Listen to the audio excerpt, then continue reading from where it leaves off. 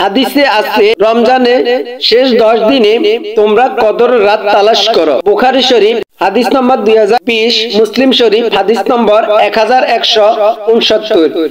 এবং রমজানের শেষ 7 দিনে লাইলাতুল কদর থাকার সম্ভাবনা অধিকতর। যেমন হাদিসে আছে তোমরা রমজানের শেষ 10 দিনে বেজোড় রাতগুলোতে কদরের রাত খোঁজ করো।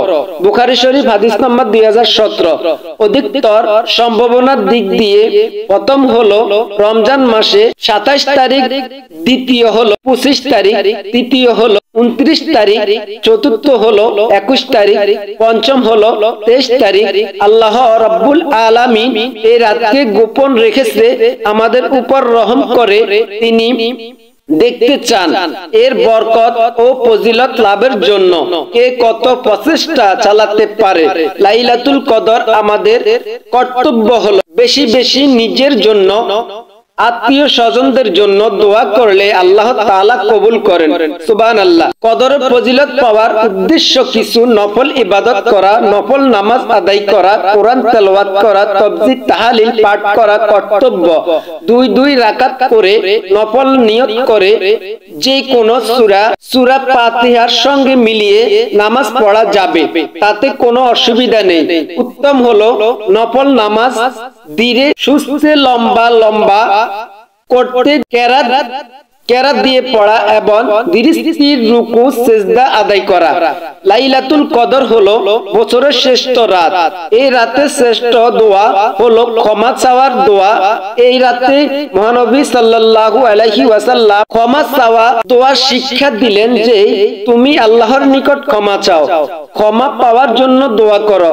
হাদিস শরীফে এসেছে হযরত আয়েশা সিদ্দিকা রাদিয়াল্লাহু তাআলা আনহু মহানবী সাল্লাল্লাহু আলাইহি সাল্লামকে জিজ্ঞাসা করেছিলেন, ইয়া রাসূলুল্লাহ, যদি আমি বুঝতে পারি সবে কদর কোন রাত, তাহলে ওই রাতে আমি কি করব? আল্লাহর কাছে কি চাবো? প্রিয় নবী সাল্লাল্লাহু আলাইহি সাল্লাম তৎপরে বলেন, তুমি বলবে আয়েশা, তুমি বলবে হে আল্লাহ, আপনি বড় ক্ষমাশীল, ক্ষমা করতে পছন্দ করেন, তাই আমাকে ক্ষমা করে দিন। আরবি দোয়া হলো আল্লাহুম্মা ইন্নাকা আফু তুহিব্বুল আফওয়া ফাফু আন্নি। ইবনে মাজাহ।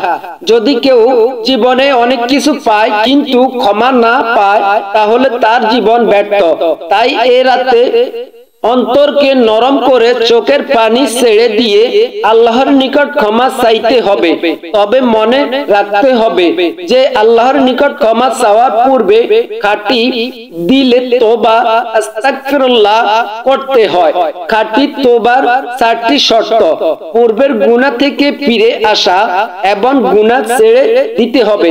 গুনাহের জন্য মনে মনে অনুতপ্ত হতে হবে যে আমি বড়ই অন্যায় করেছি, ভবিষ্যতে এই গুনাহ আর করব না বলে মনে মনে দৃঢ় প্রতিজ্ঞা গ্রহণ করতে হবে। বান্দার কোনো হক নষ্ট করে থাকলে যথাসাধ্য সেই হক আদায় করে দিতে হবে।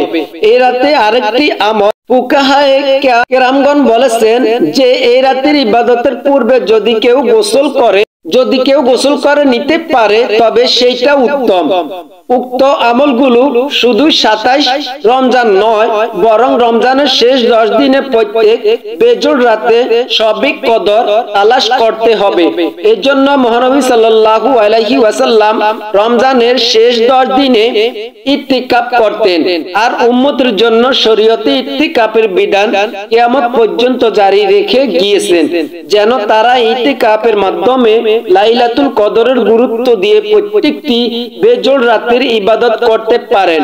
আল্লাহ তাআলা লাইলাতুল কদরে কোরআন নাজিল করেছেন এবং এই রাত বছর একবার আসে আর চলে যায়, কিন্তু এই রাতে মহান নিয়ামত কোরআন মানব সমাজের বিরাজমান থাকে চিরদিন। মানব জীবনের সাফল্য এবং কোরআনের আমলে উপরে নির্ভরশীল।